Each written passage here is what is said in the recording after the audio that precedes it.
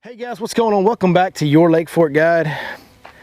I know we've been doing some recap videos here lately and I had every intention of bringing you some on the water footage this week. In fact, I did go out to film on the water this week.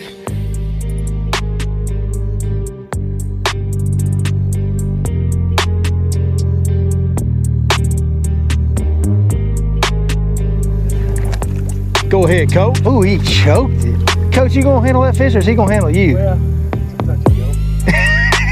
Touch it go. That sucker ate that frog, Jack. All right, Coach. Had to do a little surgery there. I ain't never seen too many frogfish need surgery, but I got that one did. That's a good sign. What we got, Philo? I lost him in that pad. He hung up and passed him and I lost him. They're not really biting that frog that good this morning. You don't think this is the deal? I don't think this is what's going to win the tournament today, bud. I think we're... Let's go. Ooh, that's a big one. Let's go, B-Law.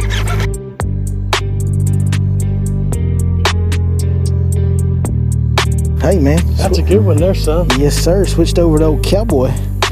Got me one like you did. Trying to be just like you when I grow up, Coach. That's a more gooder one. That's a more gooder one. I'll tell you what, Coach, we ain't giving very many bites, but when they eat that frog, by golly. I mean, hey, they're eating that frog, Jack. Coach, that's not a keeper, Coach. And you didn't even get him with a boat. What is going on? I couldn't even tell he was on the bait. But then something really big and important in the world of East Texas fishing happened. Right now we are standing at the front gates to Lake Monticello. And if you haven't heard, it's closed. Brought Mr. Heath Taylor with me out here today. Mr. Heath Taylor from Smash Tech Custom Base brought him out here with me to discuss this today because Heath has been here. This has been part of your whole life. Yeah, I grew up fishing this lake. One of the places that I probably have more memories as far as like public body water, you know, other than fishing, you know, stock ponds and stuff with my dad growing up when I was real little. But the first time we had a bass boat, this is probably the lake we fished more than any lake growing up. Since I was a kid, I can remember the very first bass I caught out here. So, like I said, you can just tons and tons of memories of of being out here with my dad. Yeah, and you've got a bunch of other people, and bringing my kids out here after that. So. Childhood memories, generational sharing of this great fishery, because this is, make no mistake about it, one of the best bass fisheries that's ever existed is right behind this gate, and we no longer have access to it. But me and you have shared some amazing memories out here as well. We've had some unbelievable days just going out and having fun, just catching big bags of fish, catching big fish, catching lots of fish, just doing what Monticello's done for so many people over the years. And in fact, one day we even did something pretty special, in my opinion. We caught over 100 pounds of bass in a single day, and we only fished for about 5 hours. It's just, and that just goes to speak. That footage you guys just saw, that just goes to speak to what's behind this gate. Like, that place is amazing. And I've told people for a long time, this lake, and we'll kind of get into some more stuff later, but prior to what happened, you know, a year and a half or so ago with them shutting the plant down, opening the dam gates to where fish can swim back and forth between Monticello and Bible Sound. Yeah. Prior to all that happening, I've always told people that this lake probably had the biggest population of 4 to 8 pound fish of probably any lake in Texas, probably. Well, and I fish Lake Fork. Per acre. Anyway. Yeah, per acre. And I fish Lake Fork, and I fish a lot of places, and I would say Lake Fork and it are about even. But other than that, I've never seen anywhere that has the 4 to 8 pounders the way these places do. Like I said, because it's not a big lake. It's real small. And it's out of the way to get to. Yeah, and to be able to put up with the pressure that it always got every winter. It's amazing. Because I can remember, like I said, I work out here too. So I can remember, you know, the times when it's really, really been good. And say up in Smith Creek under the railroad bridge, I can remember going in there working, and the fishing's unbelievable. And there'll be 15 boats underneath the railroad bridge, and I would actually put the trolling motor down on my work boat, and I could just go from boat to boat and check 15 different boats, and every single one of them had caught a fish over 6 pounds. For those that don't know, Heath is a game warden in this area, so he was out there checking fishing licenses, safety regulations, all that stuff. We've been rolling in some clips. You guys have seen some of the fish. Just and Heath will vouch for this. I come over here, but it's not like I've been over here to film that many days. There hasn't been that many opportunities for me to get footage, and you guys have seen in this video today, this place is unbelievable. Like, it's a gem. It's a treasure.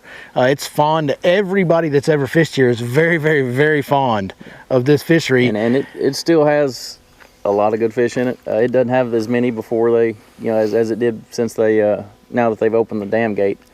I think we lost, you know, some bass too. Man, but it seems like they're getting bigger. But they're, you know, it seems like since the plant shut down, the fish were starting to get bigger. I think if everything would have been left alone, the dam would have been shut, and all that would have stayed the same, and it just would have been a cold water lake, this lake would have been, you know, seeing some 12, 13s, 14s. Something. But the genetics are still in here. Like I said, it does have sand bass. It does have spotted bass, which it didn't really have. Didn't have before. Before that all came in from Sandlin. But so, you know, you kind of got a little bit kicked in the gut when they dropped the lake level, and this was kind of the slap in the face. So let's talk about what actually has happened here. The plant shut down. This property that we're standing in front of right now is owned by Luminant Energy, the company that owned the plant. So that shut down, and I don't know all the details of this, but they had a guy that was, correct me if I'm wrong, they had a guy that was kind of took over this and was operating. At one time, back before the plant closed, the county kind of they leased this property from Luminant, and they ran it. Well, when the plant shut down, the county dropped their lease, and a private entity, they took over control of this. And, you know, they kind of renamed. They renamed the park. They started leasing it from Luminant. They have decided, you know, there's some repairs need done. There hasn't been a usable boat dock on Monticello since the lake level dropped. The Bob Sandlin side, there is a ramp to get to Bob Sandlin in this park. That boat dock there is in very bad need of repair. So I think between that, you know, the repairs needing done, and just I don't think it's a very big money maker. I think the combination of things, he decided he was done overseeing the park, and I think Luminant offered it to the county again to lease it and run it again. From my understanding, from people I've talked to, that was turned down by the county, so they decided that they'll just completely close the park. And so here we are today, and make no mistake, there are no official plans. There is no official action being taken. Right as of right now, unless something changes, none of us will ever fish Lake Monticello again. Now, we know there is a gentleman that is a great man that we both know, and we're both very good friends with you. He's a very, very good businessman. I've been in contact with him. We fish together. He loves this lake. He is currently reached out to Luminant because he has shown interest in running the park and fixing the park up, and he's actually contacted Tim Bister, which is our biologist for Parks and Wildlife. He's kind of got him on board. There is some grant money there that would assist in kind of some of the repairs that need done, and he's wanting to reopen the park and has reached out to Luminant. The first correspondence back from Luminant wasn't real favorable as far as them being interested in him doing something like that.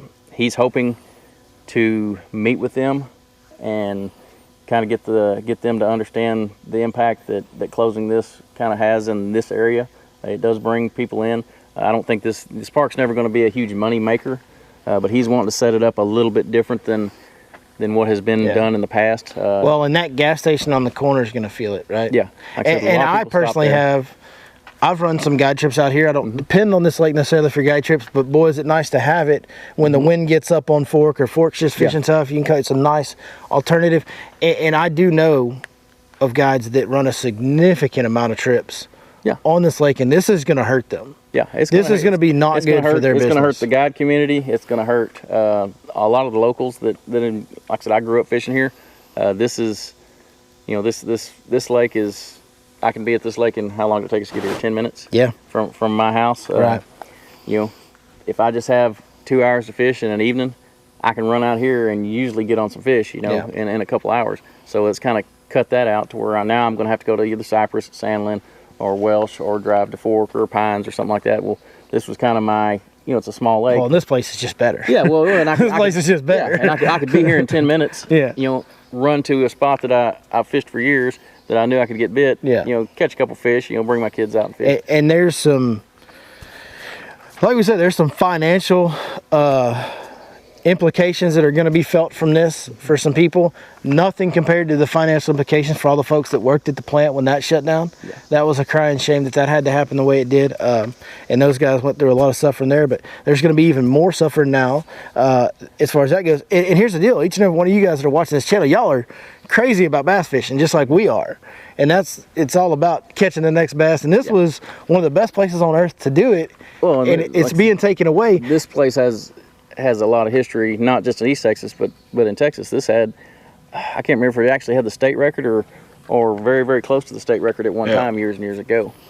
Yeah, it's one of the most historic storied fisheries. You could go up to the country corner that's still there. They took them all down, but there used to be Polaroids just lining that wall. On all the walls in you got to shake it like place. A Polaroid picture. Yeah, they were everywhere. Like and everything. That was the wallpaper up there. Yeah, it was. Anything was like 7 pounds or bigger was. You'd bring it up there, they'd weigh it. Polar. That was back in the day when they'd take them to the place and take their picture and hang it on the wall. So tons and tons of history there. Like I said, I've talked to some of the guys, that are in their 60s, 70s. They can tell stories of people being lined out, down the road waiting to get into the lake back when it opened. Oh, the first time I came, there was a huge line to get to the ramp. I don't know what we can do or what we can do. The only thing I would suggest is email or write Texas Parks and Wildlife. Email or write Limited Energy. Tell them you want the park back. You want the lake back. We want to be able to access what is truly one of our greatest assets in the wildlife and outdoors industry in this lake right here in the state of Texas. So there's been some talk. We have a state park that is literally just right down the road at Bob Sandlin. Right. There has been some talk. It's just been local talk, not all the way to Austin. They showed some interest in maybe making this like a satellite state park off of Bob Sandlin State Park to where, they would run it. And that's something where if we put pressure on the state. But for that to happen, Luminant would basically have to donate this park property to Texas Parks and Wildlife, which, like I said, the likelihoods of that happening, I'm not really sure.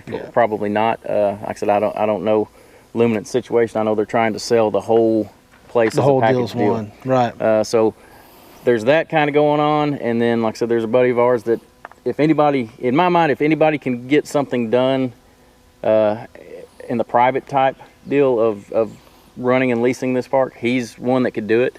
Like I said, he's smart with business, and he knows how to structure things to where it makes sense for people. So I'm hoping and praying that he can get something worked out with them. If Luminant will kind of reach across the table and work with him. Like I said, so far they don't seem to be real willing to work with anybody. I'm hoping that changes once he kind of gets to sit down and maybe have a talk with them. Yep. And hey, everything throughout the history of this country, the power of the people is the deal. So write the state, write Texas Parks and Wildlife, email Luminant, just start pounding them down. If you've got a group of people that'll sign on to some type of petition that you can forward to somebody in one of those positions, please do it. If you're as passionate and love bass fishing as much as we do, and you want to come out here and experience what we've all experienced and some of what you've seen in this video today, let's get this ball rolling, guys. Reach out to somebody, send some emails, and let's see if we can't shake somebody up to realize that this is privately owned land and they have every right. They haven't done anything wrong. I'm not mad at Luminant, but we need to fix this. This is a big deal. If you're an outdoorsman, this is a big travesty, really. Like I said, it was sad to me when they opened the gate and dropped the level, but like I said, this I could handle it because we could still fish it. Yeah. But it's kind of rough to lose a place that I've got a lot of history and a lot of memories on. And he's just one. Yeah. There's a lot of people that is true for. So, hey, we appreciate you watching today. Like I said, I know we've been doing a lot of recap videos lately. We will be back on the water next week. This was our deal today. This is a big deal in the world of East Texas fishing. So I wanted to come out here and document what was going on, explain to you guys what was going on, and how hopefully someday, somehow we can come together to get this fixed. Maybe it's 6 months from now, maybe it's a year from now, maybe it's 5 years from now. At some point, we need to see this thing back open because it's a special place. They shut down Squaw Creek after 9/11 completely, and it took a few years for them to open it back up. So hopefully, there's hope, that it would still be usable in the future. I'm hoping, but like I said, it's been a hot topic. I've gotten lots of texts, lots of Facebook messages, lots of calls. It's a big deal. People asking me about, you know, I heard this rumor, you know, and there's going to be a lot of people that, you know, either don't follow fishing forums, don't follow Facebook, you know, that are probably going to drive from who knows where, especially this fall. They're going to pull in here from, say, Dallas or Houston or Oklahoma. I've had people show up from Oklahoma, like when they drop the lake level and turn off the plant. I've had people, I'd be out here working, and they show up from Missouri or Oklahoma or Ohio or Iowa, and they pull in, and I pull up to them while they're out there fishing, and, you know, the plant's not running. And they're like, what happened? We didn't know the plants even stopped. So there's going to be a lot of people that don't even realize this happened that are going to pull up to this gate after driving 300 or 400 miles and be like, where do I go now? Yeah. So. Yep, that's true. Well, hey, thank you guys for watching today. We appreciate it as always. Check out my man, SmashTechBaits.com. This guy also is a game warden. He's passionate about bass fishing. He's a pretty dang good fisherman from some of those fish y'all saw him catch today. And he makes some really, really good soft plastic baits over there at SmashTechBaits.com. As always, it's linked in the description. Thanks one more time, and we'll see you next time right here on Your Lake Fort Guide.